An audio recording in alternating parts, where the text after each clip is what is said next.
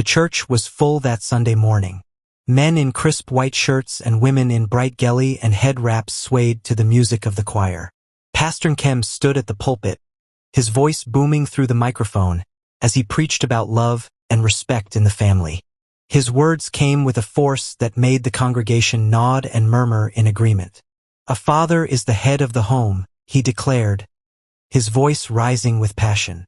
"And in his home there must be order. Husbands, love your wives.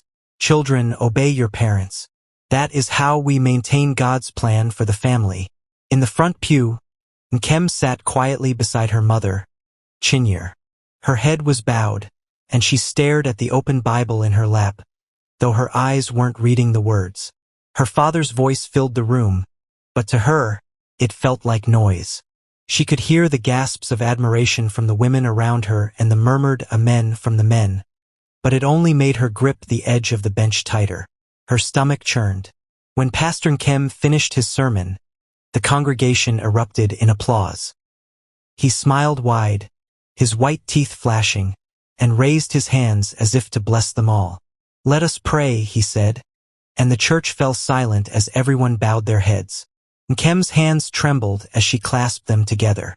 She squeezed her eyes shut and whispered her own prayer. "God, please help me. Please help me." After the service, the congregation lingered outside the church, chatting and exchanging pleasantries. Pastor Nkem stood at the entrance, shaking hands with everyone who passed by. "Your sermon was powerful, sir," one man said, bowing slightly. "Thank you," Pastor Nkem replied with a warm smile. "We must always speak the truth of the Lord." Nkem stayed by her mother's side, quiet and withdrawn. Chinyere was chatting with another woman, laughing and waving her hand in the air. Nkem tried to blend into the background, wishing she could disappear. "Nkem," her father's voice called out suddenly, and she froze. Slowly, she turned to face him. His smile was wide and inviting, but she knew better. "Come here, my daughter," he said, beckoning her forward. Nkem's legs felt like they were filled with sand as she walked toward him. He placed a hand on her shoulder, his grip firm but gentle enough to seem affectionate. "This is my precious girl," he said to a group of women standing nearby. "She is obedient and humble, just as a daughter should be." The women cooed in admiration. "Ah, Pastor, you are blessed," one of them said. "Nkem is such a good girl." Nkem forced a smile, her heart pounding. Her father's hand felt like a weight pressing down on her. She wanted to pull away, to scream, but she couldn't. She knew the rules. Don't make a scene. Don't cause trouble. As they walked home after church, the silence between them was heavy. Chinyere carried a basket of yams and vegetables they had bought from the market on their way. Pastor Nkem walked ahead, his steps confident and purposeful. Nkem walked behind her mother, her eyes fixed on the ground. "Why are you walking so slowly?" Chinyere asked, glancing back at her daughter. "Are you feeling sick?" Nkem shook her head. "No, Mama." "Then hurry up. We still have to prepare lunch." Nkem quickened her pace, but her mind was elsewhere. She was thinking about the night before, about the way her father had come into her room without knocking, about the things he'd done that made her feel like she couldn't breathe. She had wanted to tell her mother, but she knew how that conversation would go. She had tried before. "Mama, I need to tell you something," she had said one evening while they were peeling yams in the kitchen. Chinyere had looked at her with a raised eyebrow. "What is it?" Nkem's hands had trembled as she held the knife. "It's about Papa. He's been..." Her voice had cracked, and she couldn't finish the sentence. Chinyere's expression had darkened. "What are you saying, Nkem? Speak clearly." "He's been coming into my room at night," Nkem had whispered, her voice barely audible. "He touches me, Mama. He touches me in ways that..." "Stop it!" Chinyere had snapped, her voice sharp and angry. "What kind of nonsense are you saying about your father? Do you know what people would say if they heard this?" "But Mama, it's true," Nkem had pleaded, tears streaming down her face. "Enough," Chinyere had said, her voice trembling with anger. "You will not speak of this again. Do you understand me?" "Not another word." Nkem had nodded silently, her heart breaking into 1,000 pieces. That night, she had written everything down in her journal, pouring out her pain onto the pages. It was the only place where she felt safe. Now, as they reached their home, Nkem's chest felt tight. She wanted to run, to escape, but there was nowhere to go. Inside the house, her father's voice was already filling the room, giving instructions for lunch. Chinyur, make sure the rice is soft. And don't forget the pepper soup. I have a meeting this evening. Yes, dear, Chinyur replied, bustling into the kitchen. Nkem slipped away to her room, shutting the door quietly behind her. She sat on the edge of her bed, her hands shaking as she pulled her journal from under her mattress. She opened it to a blank page and picked up her pen. Her thoughts spilled out in shaky letters. I don't know how much more I can take. Mama doesn't believe me. No one would believe me, but it's real. It's happening. Every night it happens. I feel like I'm drowning. I don't know how to make it stop. She stopped writing when she heard footsteps outside her door. Quickly, she shoved the journal back under the mattress and stood up. The door creaked open, and her father stepped in, his smile as warm and inviting as it had been in church. My precious daughter, he said, closing the door behind him. Why are you hiding in here? Kem's heart raced. She stepped back, her legs bumping against the bed. I was just resting, she stammered. He moved closer, his smile never wavering. You don't need to be afraid of me, Nkem. I'm your father. Everything I do is because I love you. Kem's throat felt dry. She wanted to scream, but she couldn't. She felt trapped, like a bird in a cage. Leave me alone, she whispered, her voice barely audible. His smile faltered for a moment, but then it returned, wider and more forced. You're just tired, he said, reaching out to touch her shoulder. Get some rest. I'll see you at dinner. He left the room, closing the door softly behind him. Nkem collapsed onto the bed, her body shaking with silent sobs. She felt like she was disappearing, piece by piece, and there was no one to save her. That night, as she lay in bed, she made a decision. She couldn't stay here anymore. She couldn't live like this. She had to find a way out. Kem couldn't sleep that night. Her decision to leave burned in her mind, but fear and doubt kept creeping in. Where would I go? How will I survive? She thought, staring at the dark ceiling. She clenched her fists tightly under the covers. She didn't have answers to those questions, but she knew one thing for sure. She couldn't stay in this house anymore. She had to find a way. Morning came too quickly, and with it, the usual sounds of her mother moving around the kitchen. Nkem stayed in bed, her heart racing. She didn't want to face her father, not after the way he'd come into her room the night before. But when her mother's voice called her name sharply, she knew she had no choice. Nkem, are you deaf? Chinyur's voice cut through the quiet. Come and fetch water for the beans. We don't have all day. Dragging herself out of bed, Nkem shuffled to the kitchen, her eyes heavy with exhaustion. Her mother glanced at her, frowning. What is wrong with you? Why do you look like someone who hasn't slept? I'm fine, Mama, Nkem mumbled, avoiding her mother's gaze. Fine? With those red eyes? Chinyur clicked her tongue and shook her head. Anyway, hurry up. Your father wants breakfast soon. At the mention of her father, Nkem's stomach turned. She took the bucket and walked to the tap outside, her hands trembling as she filled it with water. The sound of the water splashing into the bucket was almost comforting, drowning out her racing thoughts. But as she carried the bucket back inside, the weight of it matched the heaviness in her chest. At the dining table, Pastor Nkem sat with his Bible open, scribbling notes in the margins. He didn't look up when Nkem entered the room, but she felt his presence like a shadow over her. She hurried past him, trying to stay invisible. Nkem, his voice stopped her in her tracks. Her grip on the bucket tightened. Yes, Papa, she asked, turning slowly to face him. He smiled, the same smile that made people in the village call him a good man. But to Nkem it felt cold and fake. Did you sleep well? Her mouth felt dry. Yes, Papa. Good, he said, closing his Bible and leaning back in his chair. You know, it's important for a young girl like you to be obedient and respectful. God blesses those who honor their parents. Nkem forced a nod, her heart pounding. Yes, Papa. He studied her for a moment, then waved his hand dismissively. Go and help your mother. She didn't need to be told twice. She hurried back to the kitchen, where her mother was already stirring the pot of beans. Why are you standing there like a tree? Chinyer snapped. Peel the yam. Nkem sat on the stool and started peeling, her hands moving mechanically.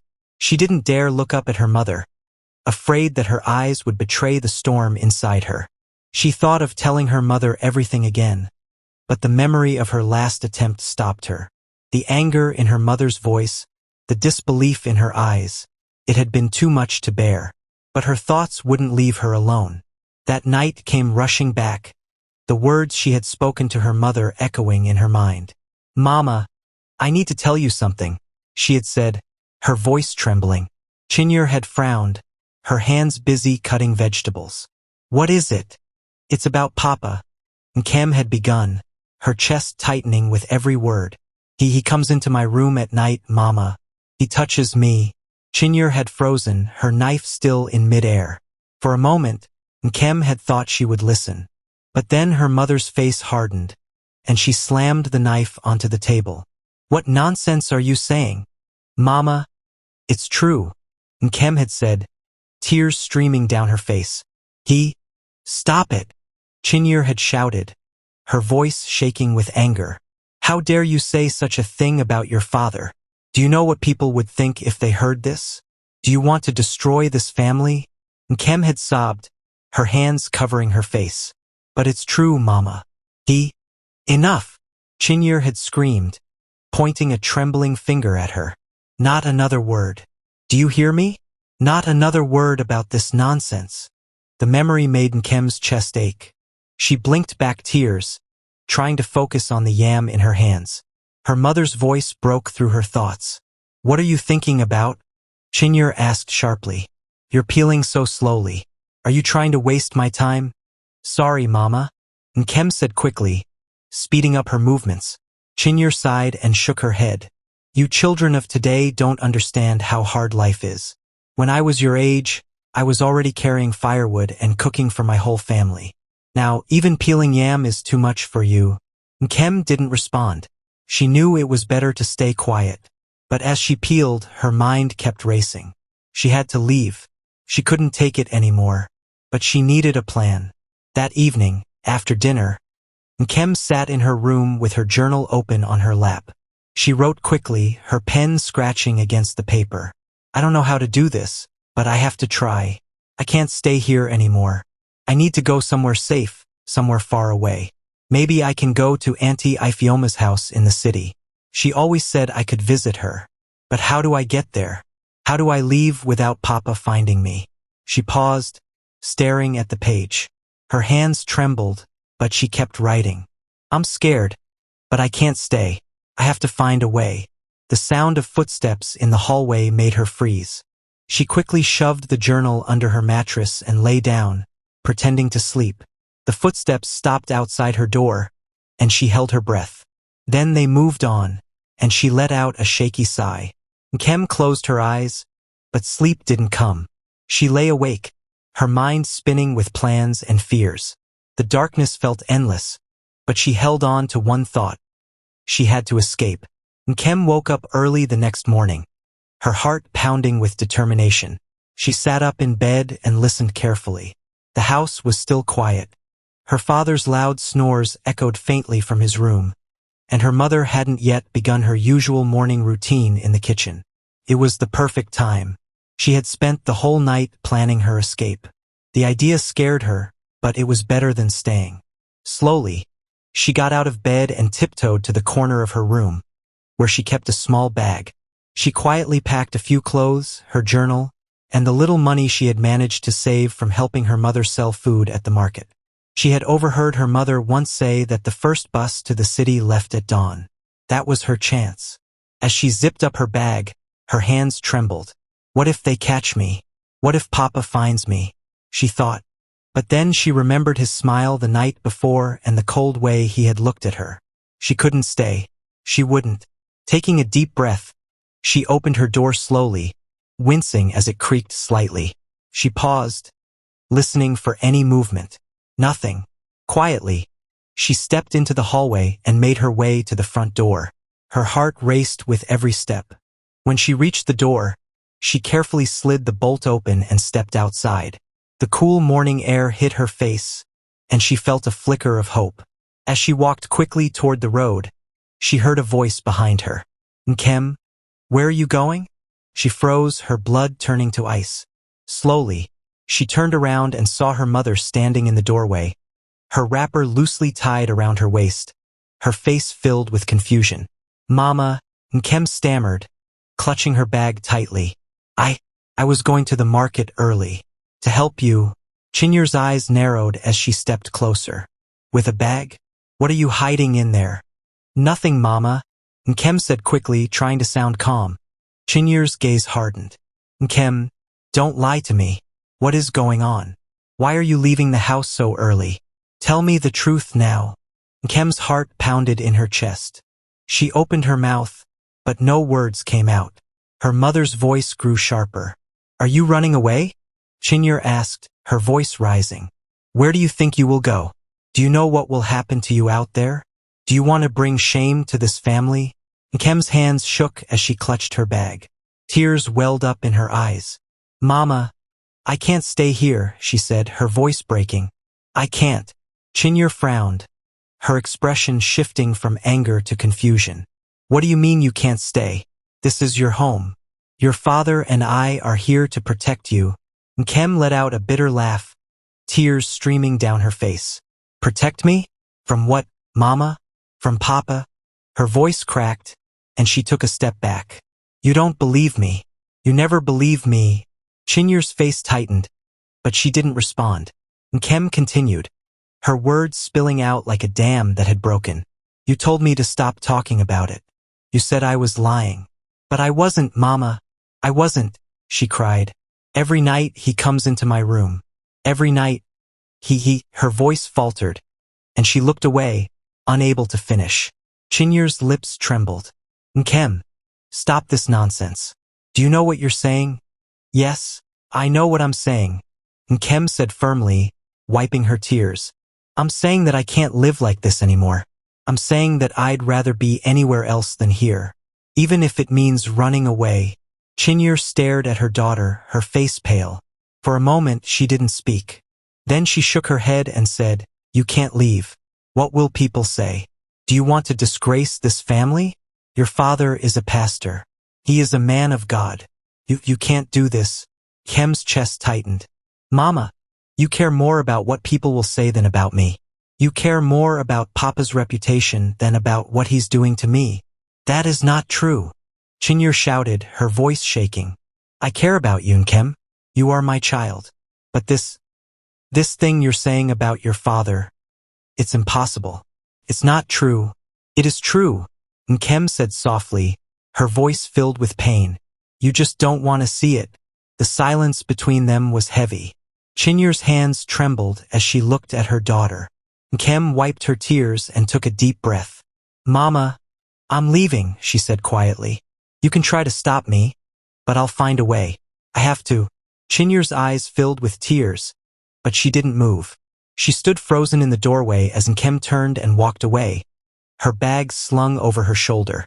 Each step felt heavier than the last, but she didn't look back. When Nkem reached the main road, she saw the first bus to the city pulling up. She ran to it, her heart pounding. The driver gave her a curious look but didn't ask any questions as she handed him her money and climbed aboard. She found a seat by the window and sat down, clutching her bag tightly. As the bus began to move, she stared out the window, watching her village disappear behind her. Tears streamed down her face, but she didn't wipe them away. For the first time, she felt a flicker of hope. She didn't know what lay ahead, but she knew one thing. She was free. The journey to the city was long and tiring. Nkem's mind raced with thoughts of what to do next. She thought of her Auntie Ifioma, her mother's younger sister who lived in the city. Auntie Ifioma had always been kind to her, always telling her to come visit. Maybe she would help. When the bus finally arrived in the city, Nkem stepped off, her heart pounding with both fear and determination. She didn't know where Auntie Ifioma lived, but she had her phone number written in her journal. She found a small shop nearby and asked the owner if she could borrow a phone to make a call. The man looked at her curiously. "Are you lost?" he asked. "No," Nkem said quickly. "I just need to call someone. Please." The man hesitated, then handed her his phone. Nkem quickly dialed Auntie Ifioma's number, her hands trembling. The phone rang several times before a voice answered. "Hello, Auntie Ifioma. It's me, Nkem," she said, her voice shaking. "I need your help." The phone line crackled slightly, but Auntie Ifioma's voice came through loud and clear. "Nkem? What's wrong, my dear? Are you okay?" Nkem's throat tightened, and for a moment, she couldn't speak. Tears welled up in her eyes, but she quickly blinked them away. "Auntie Ifioma," she whispered, her voice shaky. "I need your help. I ran away from home." There was a pause on the other end of the line. Then, Auntie Ifioma's voice grew firm and urgent. "Where are you? Are you safe?" "I'm at the bus park," Nkem said, glancing around nervously. "I don't know what to do. I didn't know where else to go." "Stay right there," Auntie Ifioma said quickly. "Don't move. I'll come and get you. Just wait for me. Can you do that, Nkem?" Nkem nodded, even though her aunt couldn't see her. "Yes, Auntie. I'll wait. Good girl. I'm coming now. Don't talk to anyone. Okay? Just stay put." "Okay," Nkem said softly. She handed the phone back to the shop owner and thanked him quietly before sitting down on a bench near the edge of the park. Her hands clutched her bag tightly, and she kept her eyes down, avoiding the curious glances of strangers passing by. Minutes felt like hours as she waited, her mind racing with thoughts of what might happen next. What if her father came looking for her?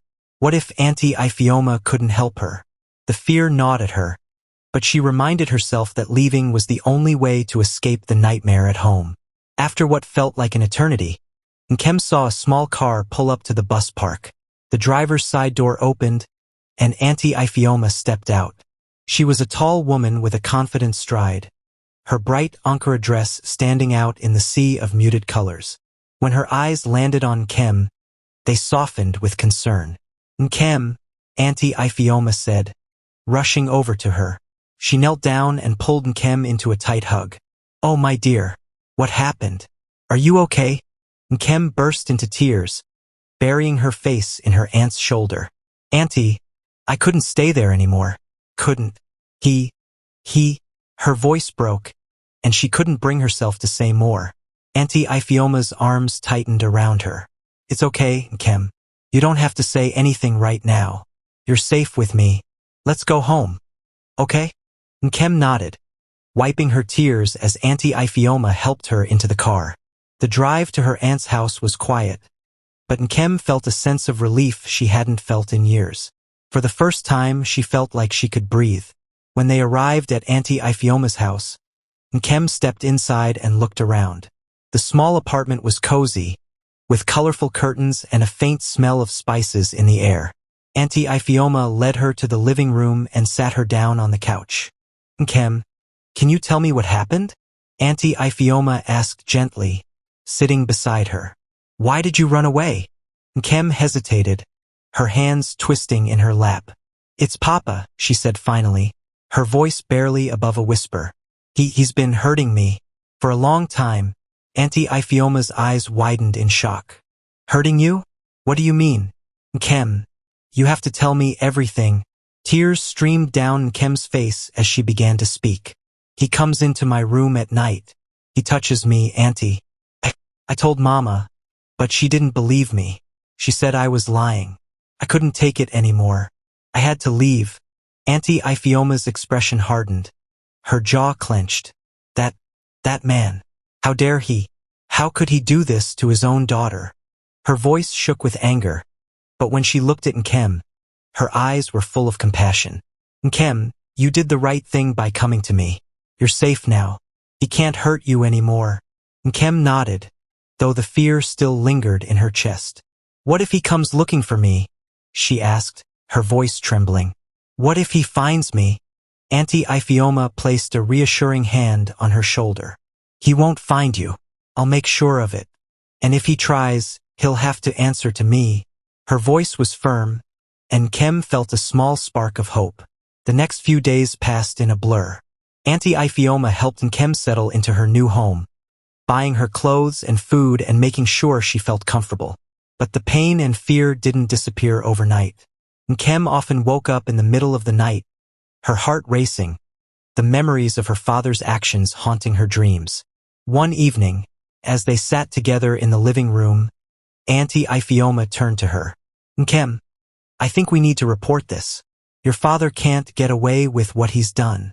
Kem's eyes widened. Report it? To the police? Yes, Auntie Ifioma said firmly. What he did is a crime. He has to face the consequences. And it's not just about you and Kem. What if he's done this to someone else? What if he hurts someone else in the future? Kem hesitated, fear gripping her. But what if no one believes me? He's a pastor. Everyone loves him. They'll think I'm lying. Auntie Ifioma shook her head. Not everyone will believe him, Kem. And even if some people doubt you, the truth matters. You matter. We have to try. Kem looked down, her fingers twisting the hem of her dress. The thought of facing her father again terrified her. But she knew Auntie Ifioma was right. Okay, she said quietly. Let's do it. Auntie Ifioma's face softened, and she pulled Kem into a hug. You're so brave, my dear. We'll do this together. You're not alone. The next day, they went to the police station. Kem's hands shook as she recounted her story to the officer. But Auntie Ifioma stayed by her side, holding her hand. The officer listened carefully, taking notes and nodding. We'll investigate this, the officer said when Kem finished. Thank you for coming forward. It's not easy to speak about these things, but you've done the right thing. As they left the station, Kem felt a mix of emotions. Relief, fear, and a glimmer of hope. She didn't know what the future held, but for the first time, she felt like she had a chance to fight back. The days after reporting to the police felt like a whirlwind for Kem. She had never been so nervous in her life. Auntie Ifioma stayed close by, encouraging her to eat and rest. But it was hard to feel calm when the weight of her actions felt so heavy. Would they arrest her father? Would people find out? What if he denied everything? One afternoon, as Kem sat on the couch with a blanket wrapped around her, Auntie Ifioma walked in with a determined expression. Kem, she said, sitting beside her. We need to talk. Kem's chest tightened. What is it, Auntie? Auntie Ifioma reached for her hand. The police called me. They went to your village to investigate. They spoke to some people. And they found others. Kem frowned, confused. Others? What do you mean? Auntie Ifioma's voice softened. Other girls, Kem. They found other girls who said your father hurt them too. They were scared to speak up before. But when the police came, they told the truth. Kem's heart sank. Her father's face flashed in her mind, and she felt sick. Other girls? How many? 2, Auntie Ifioma said, squeezing her hand. 2 girls from your village came forward. Kem, what you did reporting him gave them the courage to speak. You've already made a difference. Kem's hands trembled. I didn't know. I didn't think there were others. You couldn't have known, Auntie Ifioma said gently. But now you know you're not alone. And you've helped them. That's something to be proud of. Kem nodded, but her stomach was still in knots. What happens now? The police are building a case, Auntie Ifioma explained. They'll need more evidence, but with your testimony and the others, it's a strong start. It's not over yet, but we're on the right path. Kem's mind raced with questions. What about Mama? Did they talk to her? Auntie Ifioma's face darkened slightly. Yes, they did. She denied everything, Kem. She said she didn't believe you. But that's not surprising, is it? Kem looked down, her heart aching. No, it's not. She's always been like that. She cares more about him than me. Maybe she's scared, Auntie Ifioma said softly. Or maybe she's in denial. But that doesn't change the truth. You're doing the right thing, Kem. Even if she can't see it, Tears welled up in Kem's eyes. It hurts, Auntie. It hurts so much that she doesn't believe me. She's my mother. She's supposed to protect me. Auntie Ifioma pulled her into a hug. I know, my dear. I know it hurts.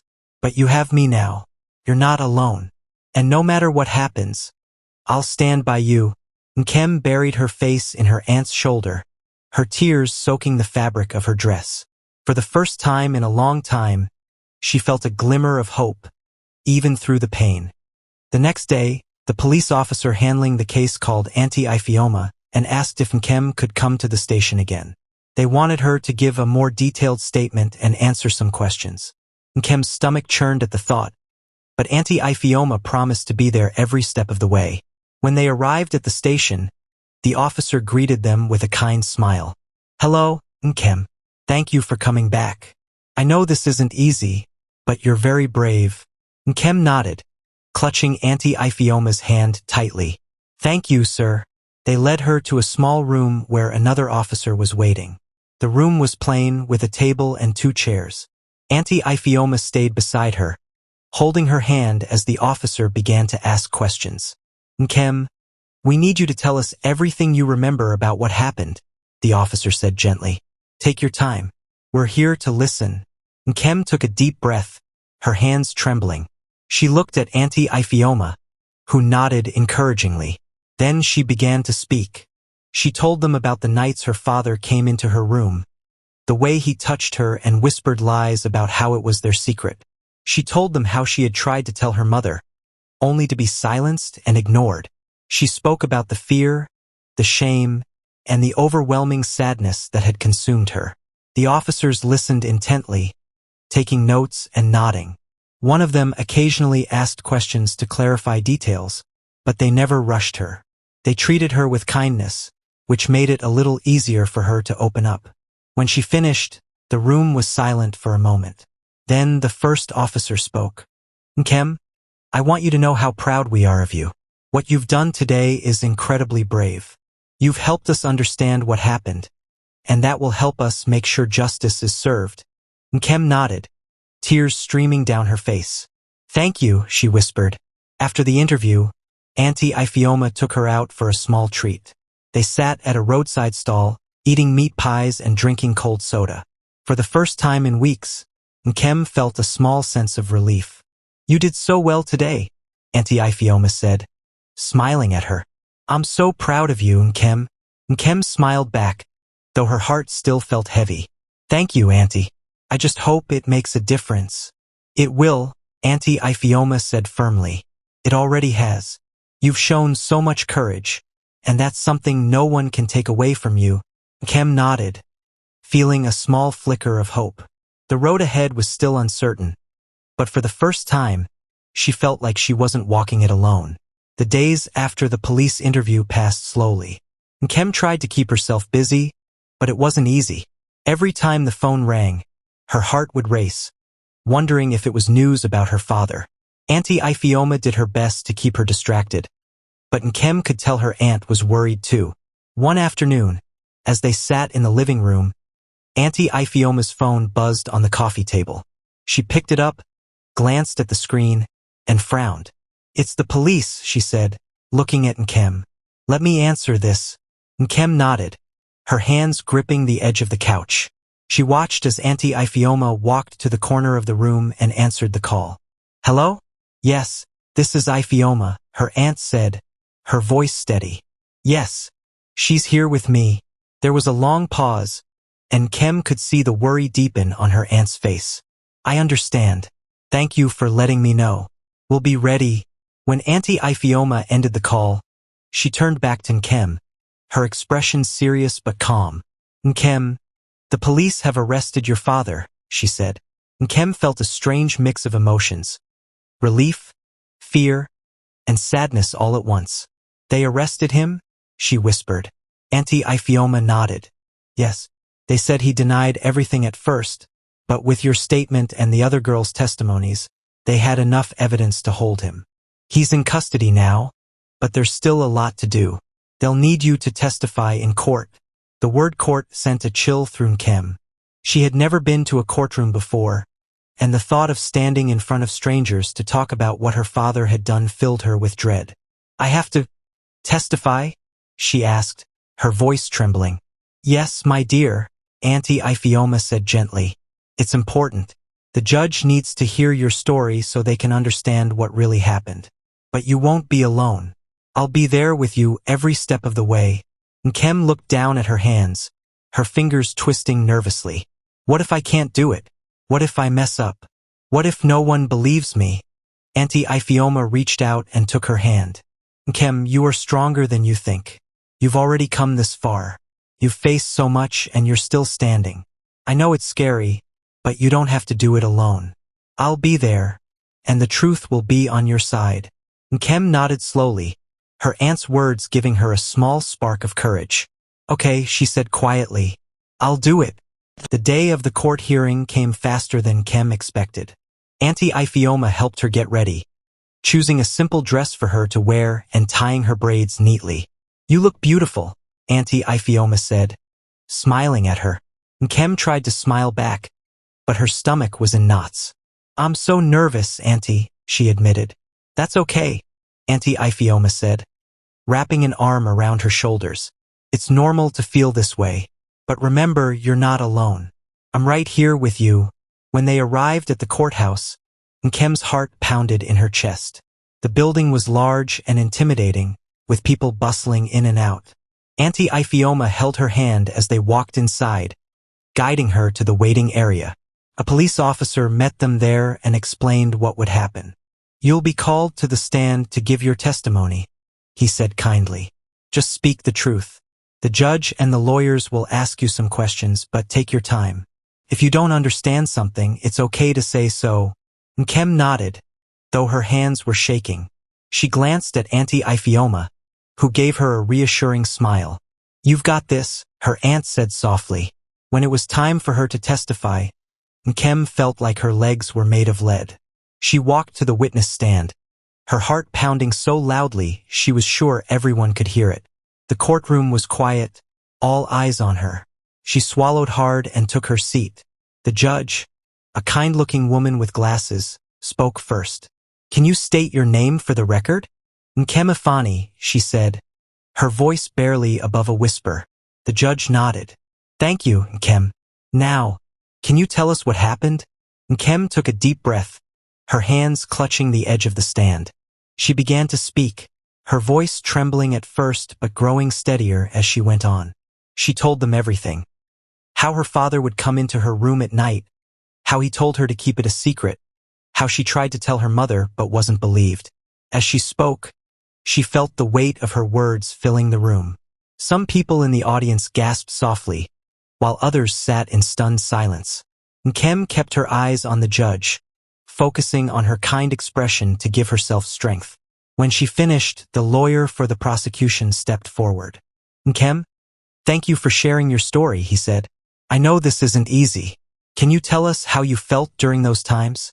Nkem hesitated, her throat tightening. "I felt scared," she said finally. "I felt trapped, like I couldn't breathe. I wanted to tell someone, but I didn't think anyone would believe me. I felt alone." The lawyer nodded, his expression serious. "And how do you feel now, knowing that you've come forward?" Nkem thought for a moment. I feel scared still, but I also feel a little stronger. I know I did the right thing." The lawyer smiled. "Thank you, Nkem. No further questions." The defense lawyer approached next. He was a tall man with a stern face, and his questions were sharper. "Nkem, you said your father hurt you, but can you explain why your mother didn't believe you? Could it be that she thought you were making it up?" Nkem's stomach twisted, but she held her ground. "She didn't want to believe me because she didn't want to face the truth. But I wasn't lying." The lawyer raised an eyebrow. "And why should we believe you now?" Nkem's hands tightened into fists. "Because it's the truth," she said firmly. "I know what happened to me, and the other girls who spoke up, they know too. We're not lying." The defense lawyer studied her for a moment, then stepped back. No further questions. As Nkem left the stand, she felt a wave of relief wash over her. Auntie Ifioma was waiting for her, and she pulled Nkem into a tight hug. You were amazing, she said, her voice filled with pride. I'm so proud of you, Nkem. Nkem felt tears well up in her eyes, but this time, they were tears of relief. She had faced her fear, and though the journey wasn't over, she knew she had taken a big step toward justice. The courtroom buzzed with tension as the next phase of the trial began. Nkem sat beside Auntie Ifioma, her heart pounding in her chest. The testimonies she had given were done, but the defense had called on witnesses, and now it was time for the people from her village to speak. She gripped Auntie Ifioma's hand tightly. Auntie, what if they say things that make it seem like I'm lying? What if? Auntie Ifioma squeezed her hand gently. Nkem, you've already done the hardest part. No matter what anyone says, the truth is on your side. You've been brave, and that matters more than anything. Nkem nodded, but her stomach churned. She watched as a woman she recognized from the village stepped up to the stand. It was Mama Ebel, one of the women who often sold goods with her mother in the market. The defense lawyer stepped forward. Mama Ebel, thank you for coming today. You've known Pastor Nkem for a long time, haven't you? Mama Ebel nodded. Yes, for many years. He's a good man. A man of God. Nkem's chest tightened. She glanced at Auntie Ifioma, who gave her a reassuring nod. And in all those years, the lawyer continued, have you ever seen anything that made you suspect he could do the things he's being accused of? Mama Ebel shook her head firmly. Never. Pastor Nkem has always been kind and respectful. He helps people. He even pays school fees for children whose parents can't afford it. These accusations, they don't sound like him. The lawyer nodded, looking pleased. Thank you, Mama Ebel. No further questions. As Mama Ebel stepped down, Nkem felt her stomach twist. The next witness was called. It was her mother. Chinyer walked to the stand, her face unreadable. Nkem's heart pounded as she watched her mother take the oath and sit down. The defense lawyer approached her with a confident smile. Chinyer, you're the wife of Pastor Nkem, correct?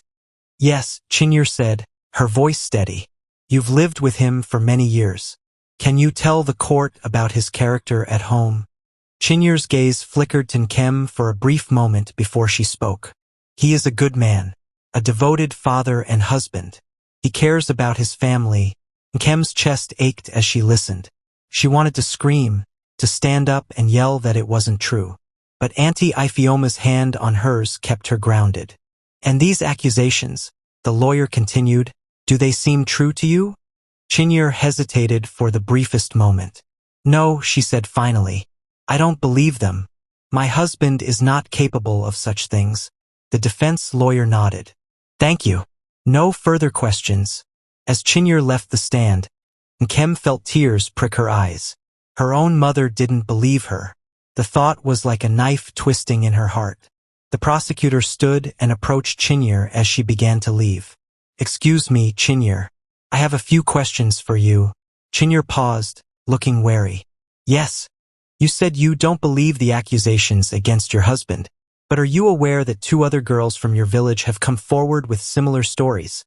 The prosecutor asked, her tone calm but firm. Chinyer frowned. I heard about it, but I don't know those girls well. People say all kinds of things. And your daughter, Nkem, the prosecutor continued, gesturing toward her. Do you think she is lying as well? Chinyer's eyes flickered to Nkem again. She must be confused. Maybe she misunderstood something. Confused, the prosecutor repeated. Nkem has given a detailed account of what happened to her. She even tried to tell you about it. Do you remember that? Chinyer's lips pressed into a thin line. She came to me once, but it didn't make sense. I didn't know what to believe. So you didn't investigate further? You didn't ask your husband about it? No, Chinyer admitted, her voice faltering. I didn't. The prosecutor's voice softened. Chinyer, I know this is hard, but your daughter was brave enough to speak up. Don't you think she deserves your support? Chinyer looked down, her hands twisting in her lap. For a moment, she didn't speak. Then she said, I don't know. I need time to think. The prosecutor nodded. Thank you, Chinyer. No further questions. As Chinyer left the stand, Nkem felt a mixture of anger and sadness. She wanted her mother to believe her, to stand up for her. But it seemed like Chinyere was still trapped in denial. Auntie Ifeoma leaned close to her. Don't lose hope, Nkem. The truth is coming out, little by little. Just hold on. Nkem nodded, wiping her eyes. She had to hold on. She had to believe that justice would prevail. The final day of the trial arrived, and Nkem could feel the weight of it in every corner of the courtroom. The air felt heavy, the room unusually quiet as everyone waited for the closing arguments.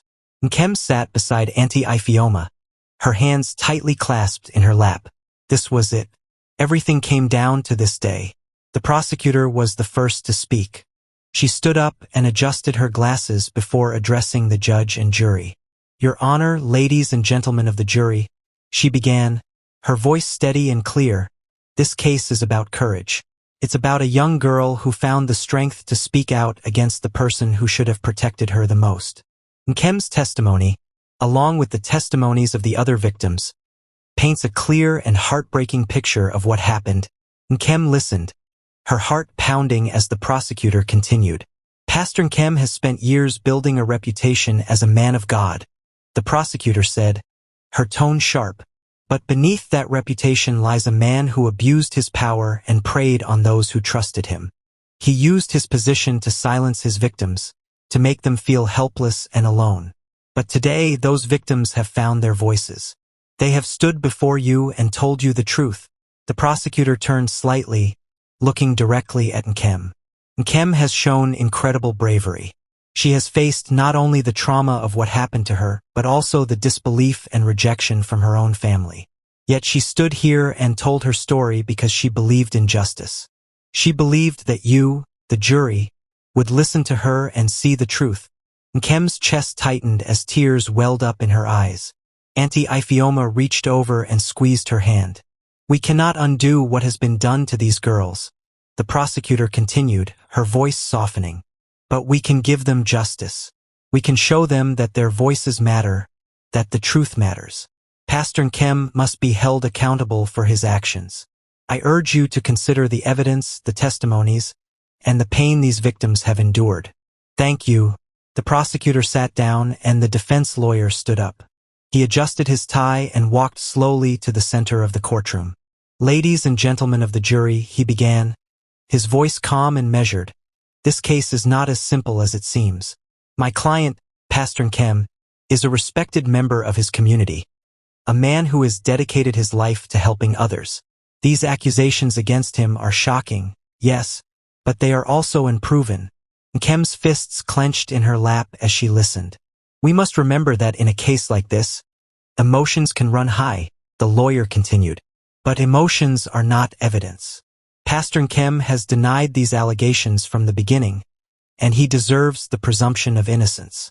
The testimonies you've heard are heartbreaking, yes, but they lack corroborating evidence. There is no physical proof, no witnesses to these alleged events. Can we really convict a man based on words alone? Nkem felt anger bubble up inside her. She wanted to shout that her words were the truth, that she wasn't lying. But she stayed silent, gripping Auntie Ifeoma's hand tightly. I urge you to think carefully, the lawyer said, his tone almost pleading. Think about the consequences of your decision. A man's life and reputation are at stake. Thank you. As the lawyer returned to his seat, the judge addressed the jury. You will now retire to deliberate. Take your time and consider the evidence carefully. When you've reached a decision, let us know. The jury stood and filed out of the room. Nkem's stomach churned as the minutes turned into hours. Auntie Ifeoma stayed by her side, whispering words of comfort. You've done everything you could, Nkem, she said softly. Now it's in their hands. Finally, the jury returned. The room fell silent as they took their seats. The foreperson stood, holding a piece of paper. Have you reached a verdict? The judge asked. Yes, Your Honor, the foreperson replied. We find the defendant, Pastor Nkem, guilty on all charges. The courtroom erupted. Gasps and murmurs filled the air, and Nkem felt a wave of relief wash over her. Tears streamed down her face as she turned to Auntie Ifeoma, who pulled her into a tight hug. You did it, Nkem, Auntie Ifioma whispered. Justice has been served. As the judge delivered the sentence, Nkem felt a strange sense of closure. Her father would face the consequences of his actions, and she had taken the first steps toward healing. It wasn't the end of her journey, but it was a start. Outside the courtroom, reporters gathered, their cameras flashing as Nkem and Auntie Ifioma walked out. One reporter stepped forward, holding a microphone. Nkem, how do you feel now that the trial is over? She asked. Nkem hesitated, then said softly, I feel free. For the first time in a long time, I feel free.